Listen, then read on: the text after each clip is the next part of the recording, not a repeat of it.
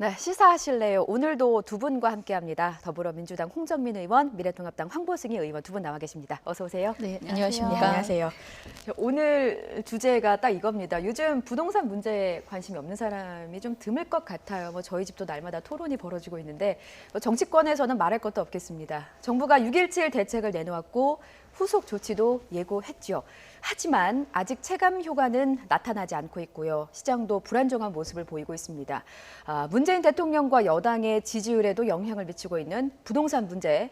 문재인 대통령도 이 최고의 민생 과제로 꼽았죠. 먼저 대통령의 발언부터 듣고 오겠습니다.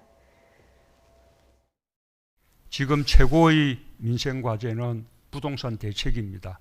세계적으로 유동자금은 사상 최대로 풍부하고 금리는 사상 최저로 낮은 상황에서 정부는 최선을 다해 부동산 투기를 억제하고 실수요자를 보호하며 서민들과 청년들의 주거 안정을 위한 대책을 강력히 추진해 나가겠습니다.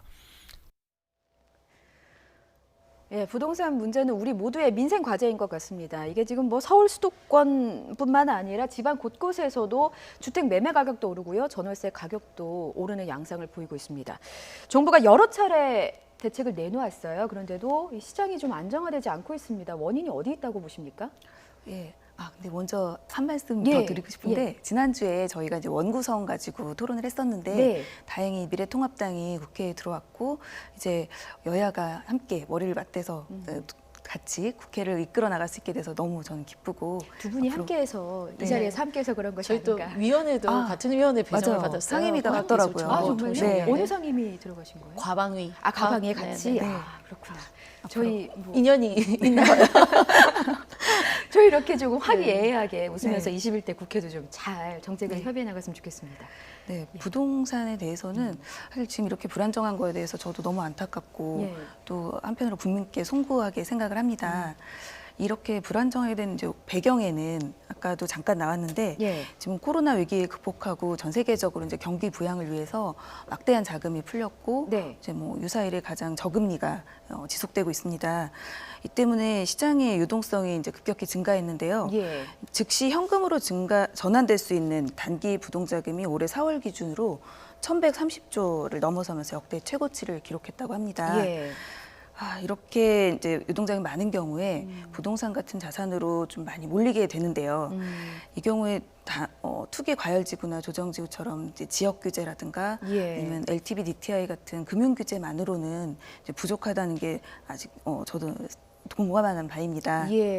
제가 이제 부동산 시장이 이렇게 안정되지 못한 이유로 들고 싶은 또 다른 이유가 있는데요. 지금 수요가 사실은 수도권으로 분산되지 못하는 것도 큰 이유라고 생각합니다. 사실 지금 수도권 지역의 교통 인프라가 생각보다 많이 부족한데요. 이 집값 안정을 위해서 부동산 정책은 주택 정책뿐만이 아니라 교통 정책도 같이 수반돼야 된다고 생각을 합니다. 제가 살고 있는 일산 같은 경우도 마찬가지인데 이런 수도권 지역에 공통적으로 나타나는 현상으로 이제 주택 수요나 집값이 이렇게 서울의 주요 도심과의 접근성에 비례하는 경우가 많이 있어요. 서울의 경우는 거미줄 같이 촘촘하게 이제 교통 인프라가 잘 갖춰져 있는데 수도권 지역의 경우에는 이제 출퇴근하기가 사실 너무 힘듭니다. 저 1기 신도시조차 이제 광역 교통 대책이 마련됐다고 하는데도 서울까지 1시간이 이제 훌쩍 넘게 걸립니다. 그래서 이제 광화문이나 강남으로 이렇게 출근하는 분들이 줄도 굉장히 길게 서고 교통 거리도 굉장히 길고요. 사실 편하게 출퇴근할 수 있는 곳에 살고 싶은 거는 다들 같은 마음이기 때문에 서울의 주택 수요가 이제 교통이 불편한 경기도로 분산이 안 되기 때문에 경기도의 주택 공급을 아무리 많이 해도 서울의 집값을 안정시키지 못하는 데 원인이 있습니다. 그러니까 교통 정책이 수반이 돼야 된다 이런 말씀을 지금 해주시는 거죠? 그렇죠. 황보승희 의원께서는 어떻게 보십니까? 네, 정부가 지난 3년간 부동산 대책을 이번 6.17 포함해서 21번째 지금 내놨습니다. 결국은 투기를 막고 실수요자가 또 혜택을 보는 구조로 하겠다라고 말씀을 하시지만 항상 부동산 정책이 나올 때마다 실수요자가 피해를 보는 그런 구조가 발생하고 있는 것 같고요. 예. 그래서 이번에도 갑자기 이제 규제 지역으로 이제 지정이 되면서 예. 그 잔금 대출이 막힌 서민들 뭐 이 실수요자들 입장에서는 예. 6.17 부동산 대책 피해자 모임까지 지금 결성을 한 상태고 지난 7월 4일 날 서울 신도림역에서 피해자 구제를 해달라면서 이제 시위를 하는 시민들도 생기고 있습니다. 부동산의 이 부동산 가격을 잡기 위해서 이제 대책으로 나오는 것이 주택담보대출 비율, LTV 비율을 이제 조정하는 거. 소위 말해서 대출을 과거에 70% 받다가 지금은 지역에 따라서 이제 40배에서 50% 정도밖에 못 받다 보니까 예. 사실상 서민들 입장에서는 집을 살려면 예. 열심히 돈을 모아서 수도권에서 제가 보니까 뭐 20평 가격이 4억에서 최대 한 15억 정도 되는 것 같더라고요. 예. 열심히 월급 받아서 모아서 내가 돈을 거의 절반 이상, 집 가격의 절반 이상을 모아서 집을 산다는 것은 거의 불가능합니다. 그래서 서민 입장에서는 대출을 받아야 하는데 이 대출이 묶이다 보니까 사실은 집을 살 수 있는 가능성이 점점 줄어든다고 판단을 하시는 것 같고요. 그리고 이제 대출뿐만 아니라 이제 투기를 막기 위해서 예. 세금을 올리겠다 이렇게 하고 양도소득세를 지금 그 1년 미만 보유한 분들에 대해서는 50% 하겠다고 했다가 지금 아마 법 개정하면서 80%까지 늘리겠다 예. 이렇게 얘기를 하는데 과연 이제 세금으로만 그 부동산 투기를 억제할 수 있을 것인가? 예. 그거에 대해서는 또 회의적인 시각이 많은 것 같습니다. 그렇군요. 실수요자를 위해서 일단 대출 규제를 풀어주는 것이 시급하다라고 진단을 하신 것 같은데 사실 정책이라는 게 신뢰성이 굉장히 중요하지 않겠습니까? 그래서 YTN이 여론조사 기관 리얼미터에 의뢰를 해서 여론을 들어봤습니다. 6.17 대책 후속 조치에 대해서 효과가 없을 것이다 라고 응답한 대답이 49.1%, 절반에 가까웠어요. 그러니까 정부가 정책을 계속 내놓고는 있습니다만 아직까지 국민들의 마음을 얻지 못하고 있는 상황이거든요. 지금 신뢰성이 좀 빨간불이 켜진 것 같은데 이 상황에 대해서는 어떻게 진단하십니까? 예, 저도 정부 정책이 신뢰를 못 받는 거에 대해서도 좀 굉장히 송구스러운데요. 예. 앞에서도 말씀드렸듯이 이제 지역 규제나 금융 규제 위주로 이제 정책이 된 부분은 한계가 있다는 것도 저희 판단이고요. 예.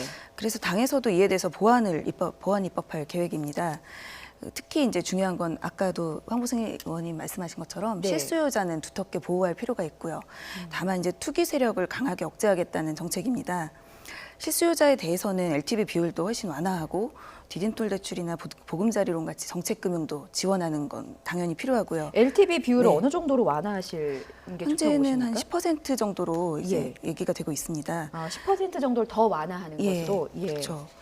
다만 이제 아쉬운 것은 이제 이렇게 정부 정책이 6.17 대책이 효과가 없어 보이는 게 지난해 이제 12.16 대책을 내놨고 예. 그랬는데 당시에 이제 보유세 인상이나 후속 입법이 많이 있었는데 20대 국회에서 통과가 되지 못했어요. 예. 그래서 이번에는 7월에 반드시 보유세 종부세 그리고 단기 보유할 때만 이렇게 양도세를 더 늘리고 취득세도 좀 이렇게 다주택자에게는 좀 많이 부과하는 식의 후속 입법을 반드시 추진할 예정이고요. 예.